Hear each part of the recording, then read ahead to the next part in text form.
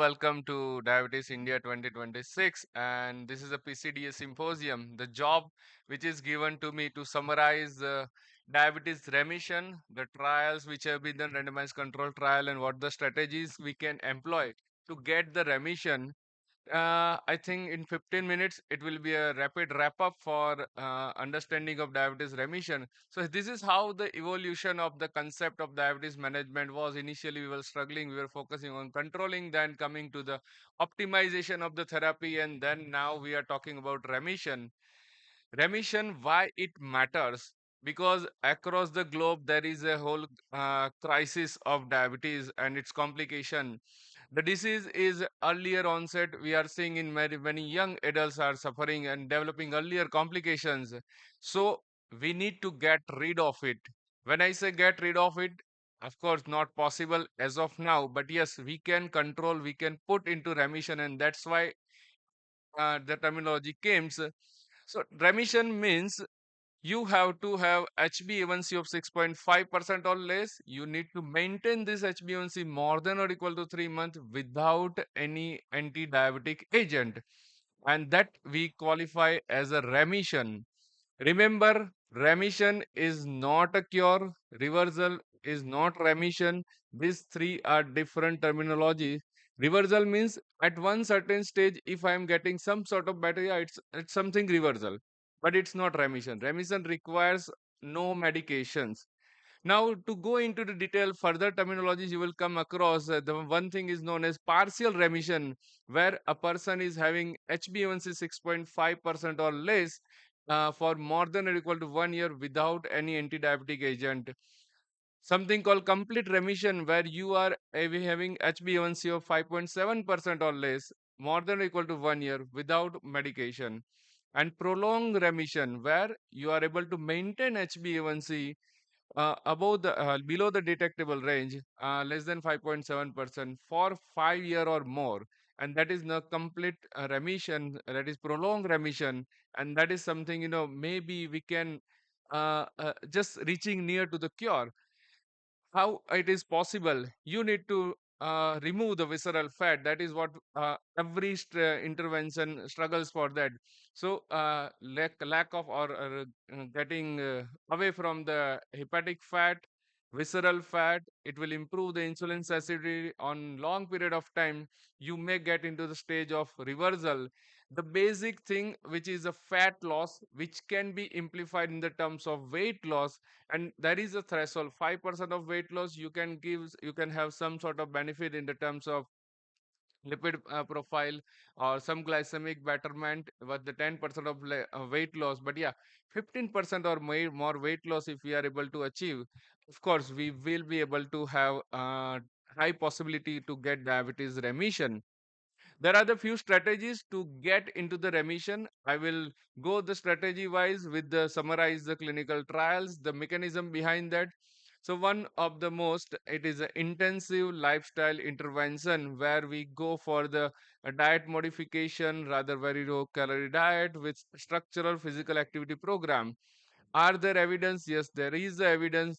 Look ahead trial, direct study, diachem 1 trial, and Korean national study. These all are the studies. They have compromised, they have come together with very low calorie diet. Direct, we all are aware of it. It was one of the major trials which has shown the possibility of remission or also for the prolonged period of time. And these are the results where you can achieve remission for up to 40% or more percentage of the people, and this is something advantageous. The problem becomes maintenance.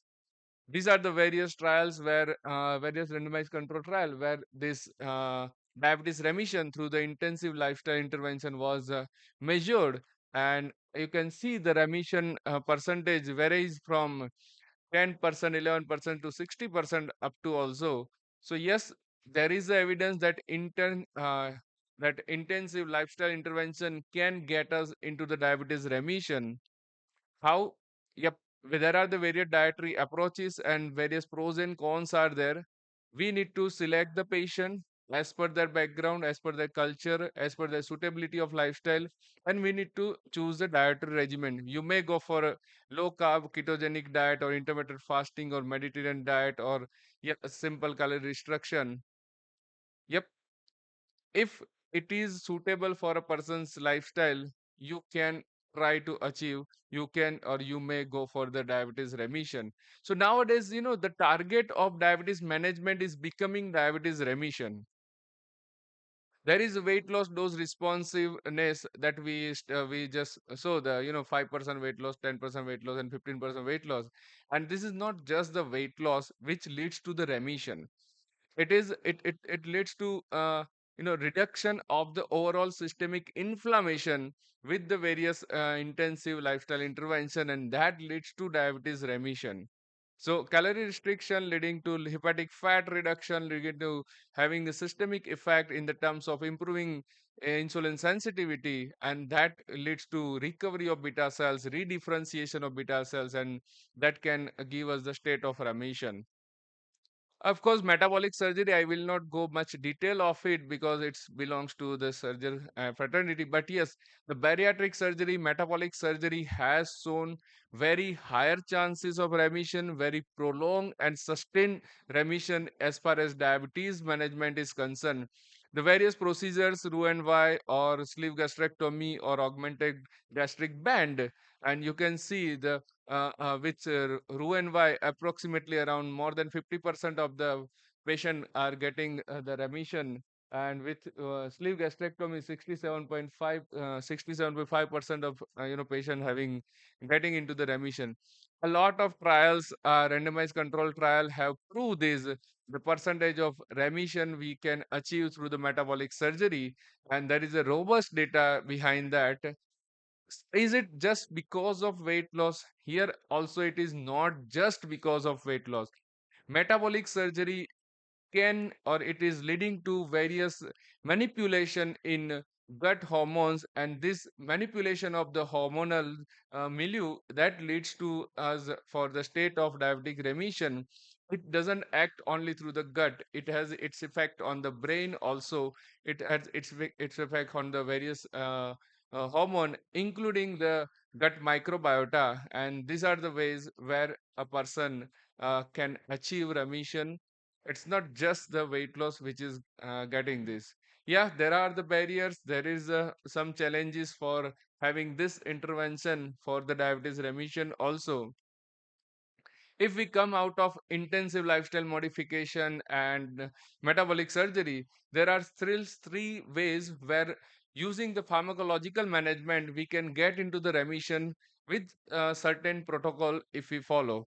Yeah, of course, one most important and one most commonly known is the short intensive insulin therapy. When we are dealing with a person with early diagnosis of type 2 diabetes with glucose toxicity, and if we are able to get rid of this glucose toxicity through short term insulin intensive therapy, of course, there are the chances that beta cell redifferentiation will be there, and we can achieve a state of remission.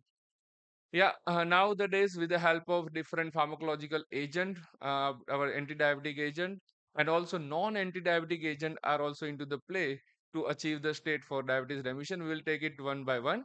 So short-term intensive insulin therapy, of course, you can see the various trials are there, and they have shown that there is a possibility to get the diabetes remission varying from approximately 10 to 60% of the patient to get this state of remission.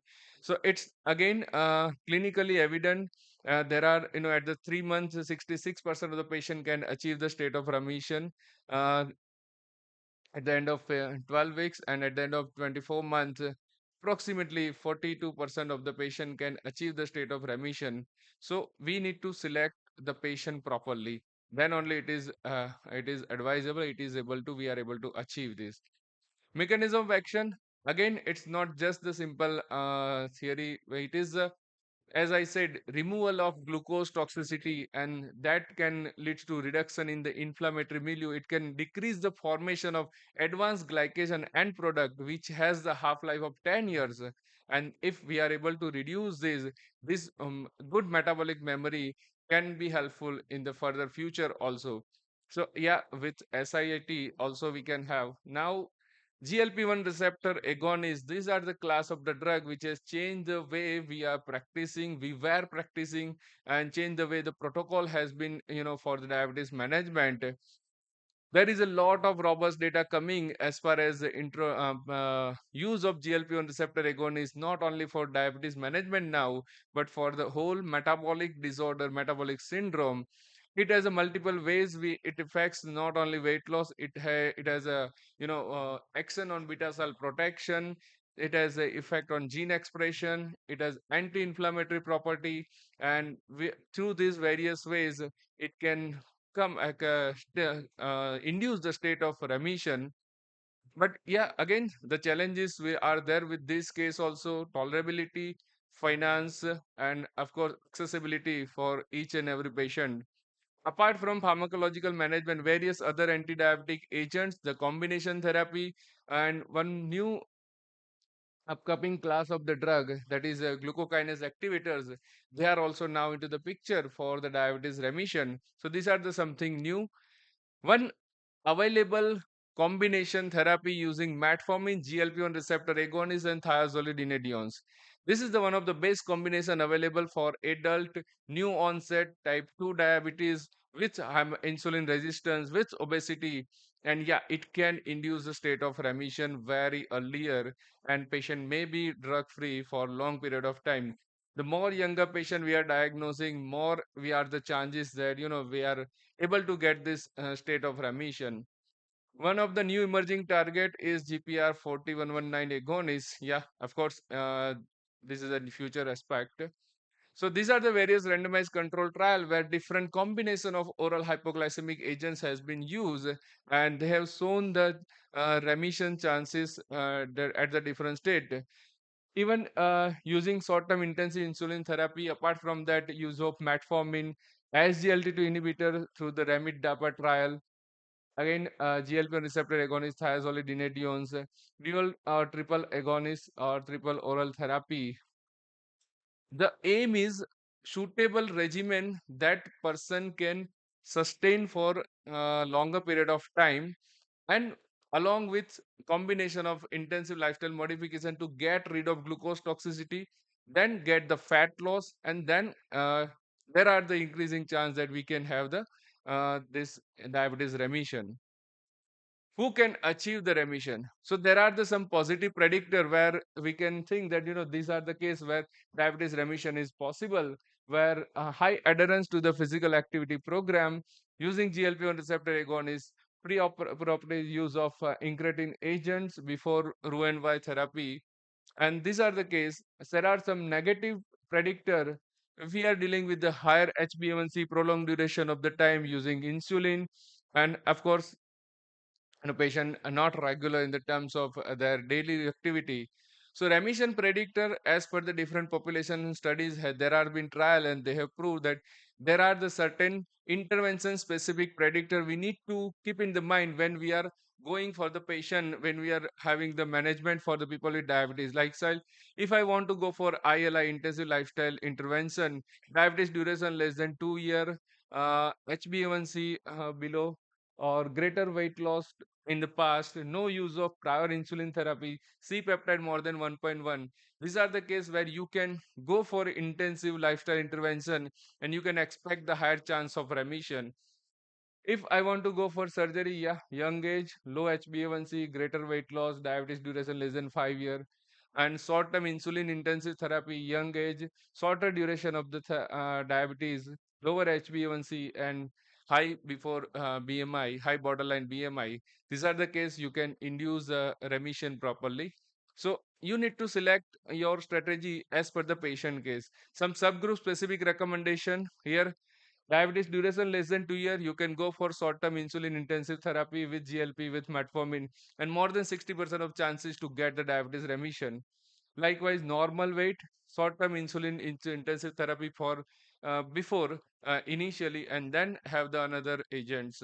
CVD, CKD, again, I will recommend and have the maintenance. So there is one clinical pathway protocol I can recommend you. If you have type 2 diabetes, if you fasting C peptide more than 1.1, and diabetes duration is less than 2.5 years, if apart from routine management, you can go for the further remission induction. And if patient is having BMI less than 25, go for short term insulin intensive therapy. And these are the way you need to choose the patient, and accordingly you go ahead. Durability of remission, of course, remission rate are higher for the surgical intervention apart from medical intervention and intensive lifestyle in application.